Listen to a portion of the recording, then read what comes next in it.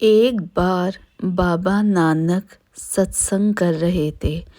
बहुत से गुरमुख प्रेमी सत्संगी बाबा नानक के चरणों में बैठकर वाणी का बहुत प्रेम से और बहुत लगन से श्रवण कर रहे थे।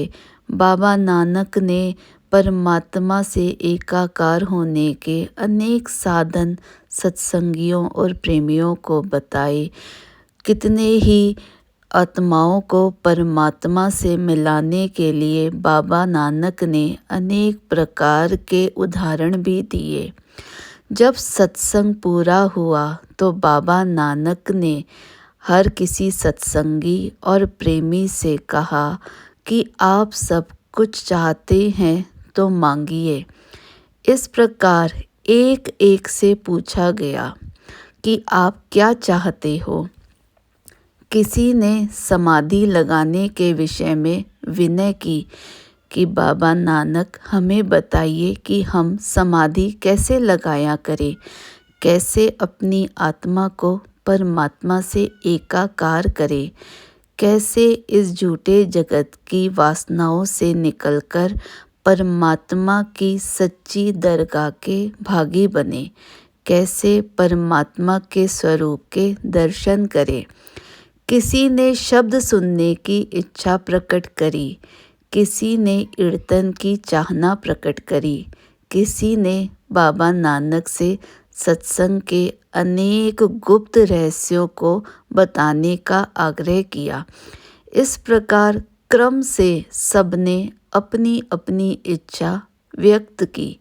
बाबा नानक ने सबकी इच्छाओं को पूरा किया। जैसा जिसकी भावना थी सबको उसी के अनुसार उत्तर दिया, राह दिखाई और उनका दामन खुशियों से भर दिया। हर कोई बाबा नानक की वाणी, बाबा नानक के प्यार को पाकर खुश हो गया। कुछ समय बाद बाबा नानक ने देखा कि एक कोने में एक व्यक्ति दुबका हुआ बैठा था। बाबा नानक की दृष्टि उस व्यक्ति पर पड़ी और बाबा नानक ने उससे कहा कि साहिब, आप क्या चाहते हो?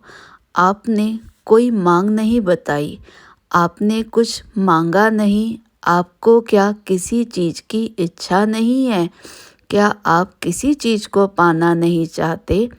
उस प्रेमी ने बड़े प्रेम से विनय की कि ऐ मेरे इष्ट देव, ऐ मेरे मालिक, मैं आपसे बड़ाई या मान नहीं चाहता, ना ही ऐश्वर्य के जाहो जलाल चाहता हूँ। कोई सम्मान की इच्छा भी नहीं है। मैं आपसे अपने दर्द के लिए कोई औषधि भी नहीं मांगता कि मेरे दुख दर्द का इलाज करो, इन दुखों को दूर करो। दुनिया का हर इंसान आपसे अपनी विवशता प्रकट करता है, अपनी परेशानी को बता रहा है, अपना स्वार्थ सिद्ध करना चाहता है। जिस चीज़ की चाहत है वो आपसे मांग रहा है। लेकिन ऐ मेरे प्यारे, ऐ मेरे इष्ट देव, ऐ मेरे परमात्मा, मैं आपसे किसी चीज़ की मांग नहीं करता। मुझे केवल तुमसे तुम्ही को ही मांगने की इच्छा है। मैं केवल तुमसे तुम्ही को ही मांगता हूँ, किसी और वस्तु की इच्छा नहीं है।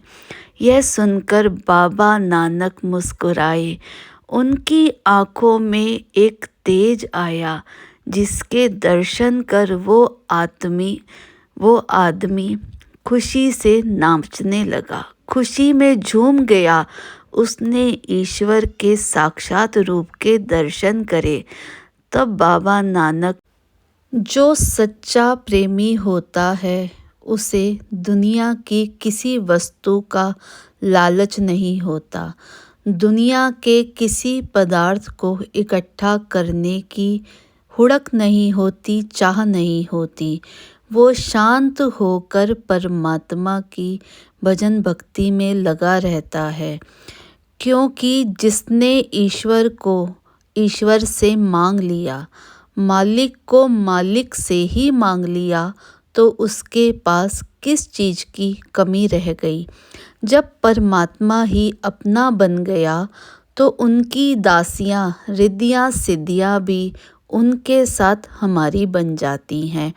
माया मायापति की दासी है। हम अपना पूरा जीवन माया को इकट्ठा करने में लगे रहते हैं। धन को एकत्रित करने में हम कितनी मेहनत और कितनी ही ज़्यादा मशक्क़त करते हैं कि किसी तरह हम ये धन को पा सके। जब अगर हमने धनवान बनना है तो हमें मायापति को अपना बनवाना पड़ेगा। मायापति के चरणों का सहारा लीजिए, माया आपके पास स्वयं ही आ जाएगी। लेकिन अगर आपने परमात्मा को अपना नहीं बनाया और पूरा जीवन माया के पीछे भागते रहे तो अंत में ये माया आपकी कभी नहीं बनेगी, यह धोखा दे जाएगी। संत महापुरुष तो दयालु होते हैं। वो हम जैसे भटके हुए जीवों को सद्मार्ग दिखाते हैं, जिससे हम सच्चाई की राह पर चलकर ऐसी वस्तु ग्रहण करें जो सदा स्थायी हो, जो हमारे यहाँ भी साथ में रहे और आगे मालिक की दरगाह में भी हमारा साथ निभाए। ये सब करके इंसान हमेशा खुश और शांति महसूस करता है। बाबा नानक ने उसे इस सच्ची राह को दिखाकर, इस सच्ची भक्ति को बख्शकर उसे निहाल कर दिया। वो व्यक्ति मालिक का धन्यवाद करता हुआ उनके गुण गाने लगा कि आप सर्वगुण संपन्न हैं, आप पराविद्या के स्वामी हैं, आप महान हैं जो हम जैसे भटके हुए जीवों की खातिर इस धरती पर आए हैं और हमारी बाह पकड़कर हमें भवसागर से पार कर रहे हैं। अगर आप पूरी दुनिया में सब कुछ इकट्ठा कर लें, लेकिन अंत में आपका कोई भी सामान आपका साथ नहीं निभाता। साथ केवल मालिक की भक्ति ही जाती है, जो बहुत ही ऊंचे कर्मों से और साफ मन से मिलती है। माया के पीछे भागकर आप अपना समय व्यर्थ कर रहे हैं। अगर आप सच में सुखी होना चाहते हैं, दुनिया के हर सुख को पाना चाहते हैं, तो केवल अपने रूहानियत की राह को पकड़िए, अपनी रूह को परमात्मा से मिलाइए।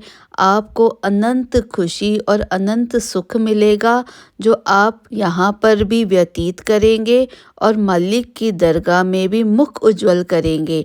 हर किसी के हृदय में सुख शांति पाने की चाह है, लेकिन भक्ति भावना से ही सुख और शांति मिलती है। हम अपना जीवन केवल भक्ति से सुंदर बनाएंगे तो दुनिया के हर साधन हमें स्वतः ही मिल जाएंगे। मालिक की प्रसन्नता भी मिलेगी और इस दुनिया के सुख भी हमें मिलेंगे। दोनों प्रकार से सुखी होकर हम इस